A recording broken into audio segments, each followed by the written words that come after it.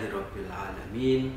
Wassalatu wassalamu ala ashrafil anbiya'i wal mursalin Muhammadin sadiqil wa'dil amin wa alihi tahirin wa ashabihil muntajabin. Amma ba'du. Pemirsa, assalamualaikum warahmatullahi wabarakatuh. Al-Quran merupakan hadiah berharga bagi umat manusia, di mana Allah Subhanahu wa Ta'ala menjadikannya sebagai petunjuk, pedoman bagi kehidupan manusia. Al-Quran diturunkan dengan tesis bahwa dia sebagai pedoman universal, pedoman yang tidak diperuntukkan hanya pada generasi tertentu, pada masa kenabian Nabi Muhammad SAW, tetapi lebih dari itu. Al-Quran memberikan petunjuk dan hidayah bagi generasi-generasi berikutnya. Dia adalah sebagai misdak dari rahmatan lil alamin, dari proyek besar Allah Subhanahu wa Ta'ala pada kenabian Nabi Muhammad sallallahu alaihi wasallam. Ketika kita melihat ayat-ayat Al-Quran diturunkan pada masa-masa kenabian Nabi Muhammad SAW, dia turun berdasarkan kejadian-kejadian dan peristiwa-peristiwa yang terjadi, atau karena sebuah pertanyaan yang muncul dari para sahabat, di mana hidup bersama Nabi, punya masalah, punya problem. Untuk dapat petunjuk dari Nabi, Allah Subhanahu wa Ta'ala memberikan petunjuknya melalui wahyu untuk kemudian menjawab persoalan yang ditanyakan oleh sahabat. Ini disebut sabab nuzul atau asbab nuzul. Tapi semua ayat-ayat Al-Quran tentu kalau kita melihatnya tidak memiliki sebab turun yang juz'i, yang kasuistik ini. Tapi secara umum bahwasanya sebab turunnya Al-Quran itu adalah pedoman hidup bagi umat manusia, sehingga tanpa harus melihat sebab turun yang bersifat juz'i, kasuistik pada masa Nabi, sebenarnya kita bisa memahami secara universal apa yang dimaksud oleh ayat-ayat yang ada di dalam Al-Quran. Ya, problemnya selama ini kalau kita melihat ada gerakan-gerakan puritan, ada jargon-jargon kembali kepada Al-Quran dan Sunnah misalnya. Kita dengan melihat terbatasnya ayat-ayat Al-Quran tidak memiliki sabab atau asbab nuzul yang juz'i itu, yang kasuistik itu, ini problem bagi kita untuk kemudian mengkontekstualisasikan ayat-ayat suci Al-Quran.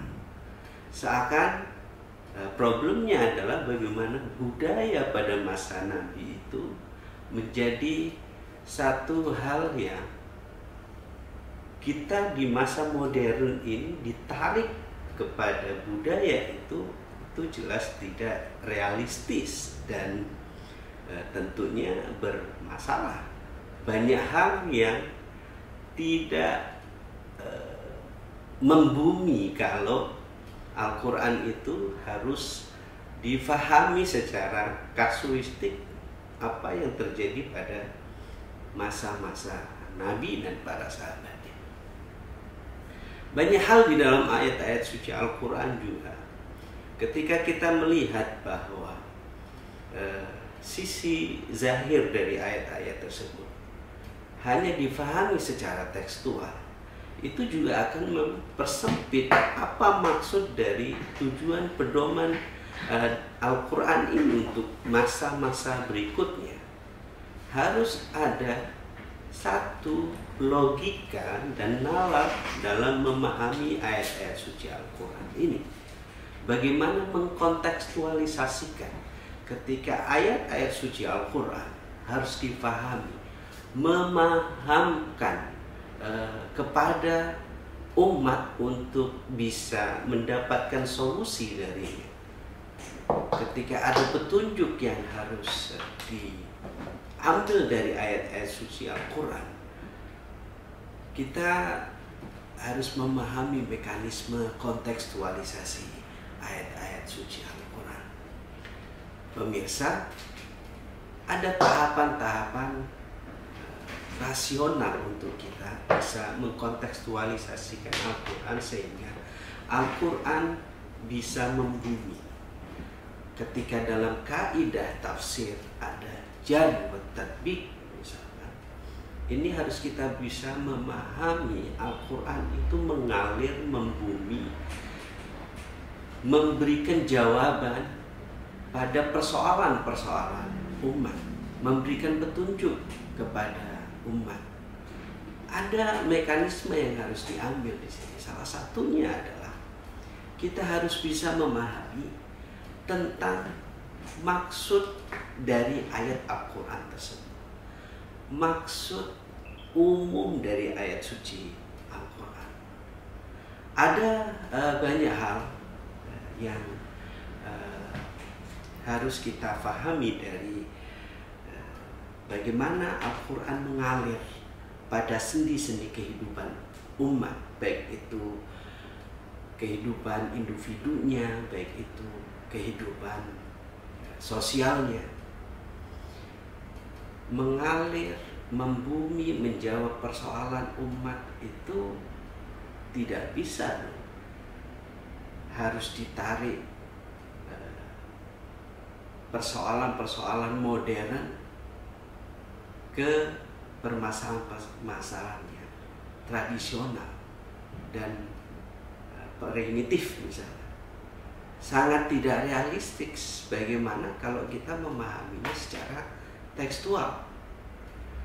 Kita ada kasus misalkan di dalam ayat suci Al-Quran, ya nisa an-nabi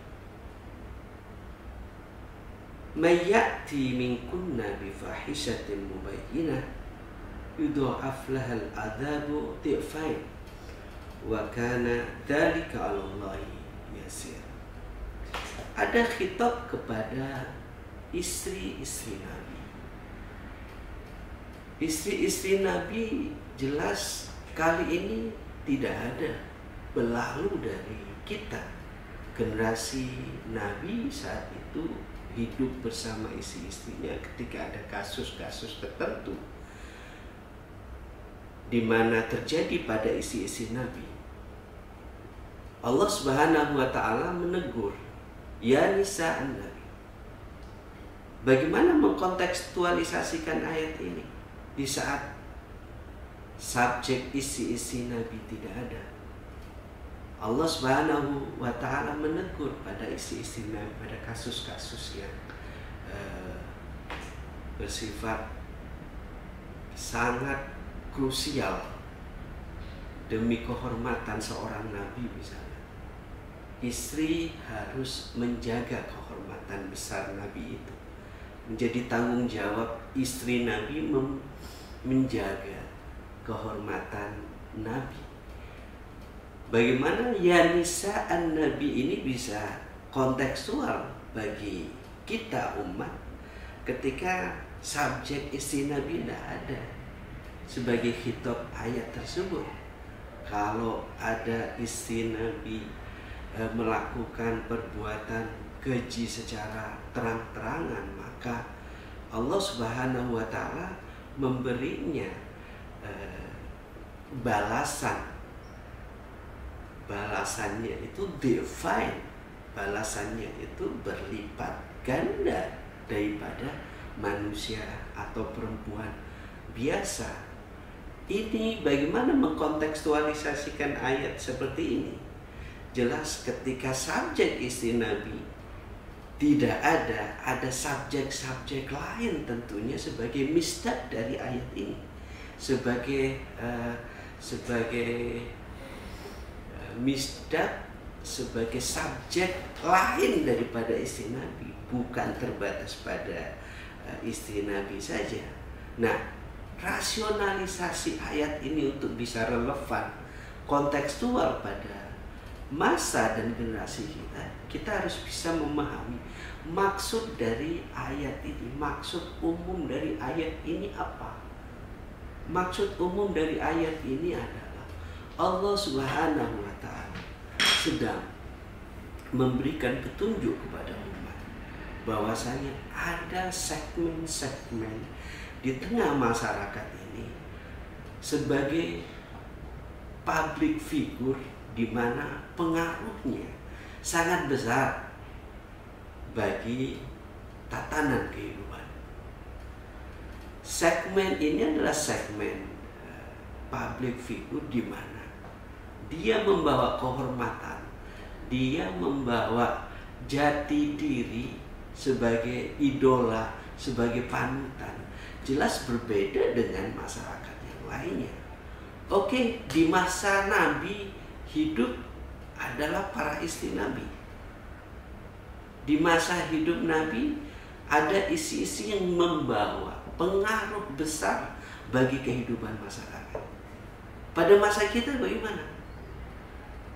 Allah Subhanahu wa Ta'ala memberikan petunjuk kepada umat bahwasanya ketika ada kalangan segmen di masyarakat ini yang punya pengaruh besar, maka harus hati-hati dalam berbuat, karena perbuatannya, karena tindakannya itu menjadi berdampak luas. Sebagai idola di masyarakat ini tentu perbuatan yang dilakukannya adalah menjadi perhatian publik. Kalau toh isi Nabi tidak disebut pada saat ini, dalam teks ayat itu disebut, kita paling tidak memahaminya. Untuk bisa memahami ayat ini, selain memahami maksud dari Allah Subhanahu wa Ta'ala secara umum, adalah melepaskan subjektivitas dari ayat tersebut. Jadi melepas apa yang subjektif. Istri Nabi saat ini tidak relevan untuk disebut di dalam ayat ini. Ada segmen-segmen di masyarakat kita yang memiliki pengaruh. Ya, sekarang konteksnya adalah ada banyak misalnya public figure di tengah masyarakat kita. Sebagaimana istri-istri ulama, istri para kiai, kalau bisa sampai pada segmen artis misalnya, ya artis berpengaruh bagi masyarakat. Sebagai public figure, bagaimana dia menjadi idola bagi masyarakatnya. Jadi harus berusaha untuk menjaga bagaimana untuk menjadi idola, perbuatan dan tindakannya menjadi panutan. Ini harus difahami dari ayat itu. Ya nisa Nabi, may ya'ti minkunna bifahishatin mubayyinatin yudha'af lahal adzab dhifan wa kana dzalika 'ala Allahi yasir.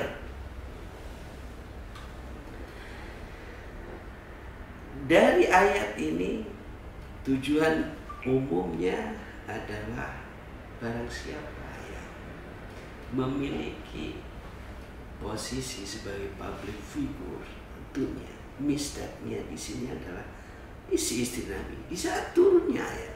Iya betul. Tapi kontekstualisasi ayat ini pada saat ini adalah subjeknya adalah harus baru subjeknya adalah para figur-figur yang punya pengaruh besar sebagai public figure, sebagai panutan. Jadi perbuatan yang viral, yang jelas-jelas dilakukan, kesalahan, dosa yang dilakukan oleh public figure ini jelas pengaruhnya sangat besar. Makanya Allah Subhanahu wa Ta'ala pada saat turunnya ayat ini terkait isi-isi Nabi, karena mana? Karena memang figurnya saat itu ada, subjeknya adalah isi-isi Nabi. Tapi kontekstualisasi ayat ini berlaku pada siapapun sebagai public figure yang melakukan perbuatan secara terang-terangan, maka ada Allah Subhanahu wa Ta'ala berlipat ganda, dosanya adalah berlipat ganda bagi mereka ini. Jadi dua tahap bisa kita pahami. Pertama adalah memahami tujuan umum dari ayat ini. Kedua adalah melepaskan subjektivitas dari ayat ini. Ketiga adalah menarik kaidah umum dari ayat ini. Kaidah umum dari ayat ini adalah adanya keteladanan.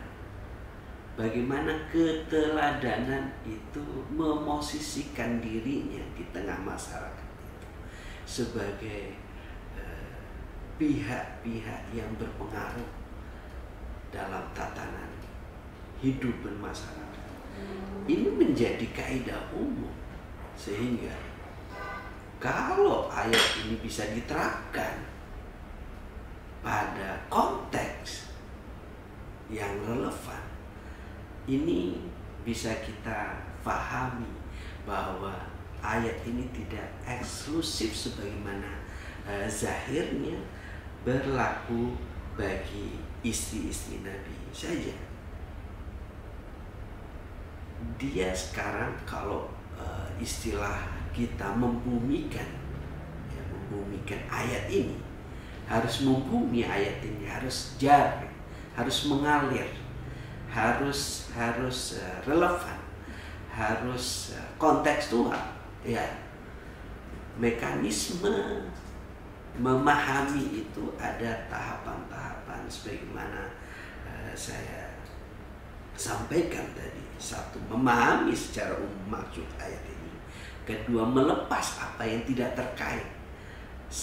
Subjektivitas ayat ini harus dilepaskan. Ketiga adalah memahami kaidahnya, baru kemudian dia diterapkan pada subjek-subjek barunya.